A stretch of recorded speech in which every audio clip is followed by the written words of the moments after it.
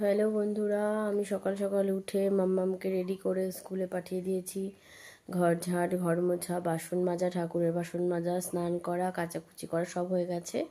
এবার আমি পুজোয় বসবো। আমার দুই গোপুসোনাকে আমি গান শুনিয়ে ওদেরকে ঘুম থেকে তুলবো, তুলে তারপরে ওদেরকে যা যা দেওয়ার সেগুলোকে দেবো। পুজো আচ্চা করে নিই, তারপরে তোমাদের সাথে আবার আমি আসছি, ঠিক আছে? তোমাদের ভিডিও কেমন লাগছে অবশ্যই জানো। আমার কি চোখ কি এখনও খোলা লাগছে অতটা বলতে পারো। এই যে গায়ের রং আর হাত পুরো কালার চেঞ্জ, উইদাউট কেয়ার। নখ কেটে ফেলেছিলাম মামার জন্য, আবার নখগুলো বড় বড় হয়ে গেছে। গ্রিন কালার নেল পালিশ ছিল, সেটা অল্প অল্প রয়েছে। এই যে নখ। তো চলো বন্ধুরা, আমি স্নান টান করে নিয়েছি।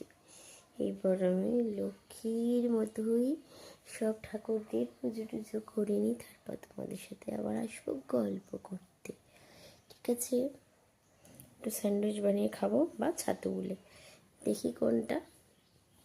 চাল ধুয়ে হাঁড়িতে স্নান করে উঠলাম, উঠে চালটা বাসি জামা কাপড় ছেড়ে নিয়েছিলাম, তাহলেও স্নান করে মনে হয় হাঁড়িতে জল ভরাটা বেশি ভালো।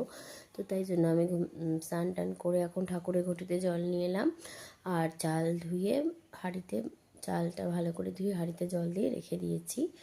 ওই মাম্মামকে স্কুল থেকে আনতে যাওয়ার আগে ভাতটা করে নেব। 9:30 9:30 নাগাদ বসাবো, 1 ঘন্টার মধ্যে হয়ে যাবে। 10:30টায় বেরোবো, বা 10:40-এ ছুটি। তো আমি কখনো 40 বাড়ি থেকে বেরোই, কাজের যখন যেমন চাপ থাকে।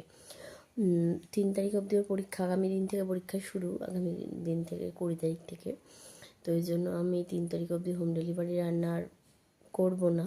তারপরে যদি অর্ডার আসে তো করবো, না হলে নিজে যেচে অর্ডার দেবো না। কারণ কি জানো তো, ইন্ডিয়ার প্রেশারটা লো তো, আর এই গরমে রান্নাঘরে দাঁড়িয়ে একের পর এক, মানে এতগুলো মানুষের এতগুলো পদ রান্না করতে গেলে প্রচণ্ড কষ্ট হয়ে যায়। তার রান্না করার থেকেও বেশি কষ্ট কি জানো, জোগাড়জাতি করে বাজার করে এনে করতে হয়, সেটা একটা রকম। কিন্তু কষ্ট হয় কোথায়, রেডি করে রান্না করে সব ওই ডাইনিংয়ে ফাঁকা জায়গাটাতে নিয়ে বসি তোমাদের যেমন দেখাই ফটোতে আর কি, প্যাকিং করে নিয়ে সঙ্গে সঙ্গে মেয়েকে মার কাছে রেখে দিয়েই ছুট। আবার তারা থাকে কতক্ষণে খাবারগুলো তাদের বাড়িতে পৌঁছে দেবো, দিয়ে পেমেন্ট নেব, নিয়ে আবার আসবো, এসে মেয়েকে নিয়ে বাড়িতে আসবো, এসে আমি স্নান করবো। রোদের থেকে এসে স্নান করাটা, আবার স্নান করেও রোদে যাওয়ার সময় হয় না, আর স্নান করার সময়ও হয় না।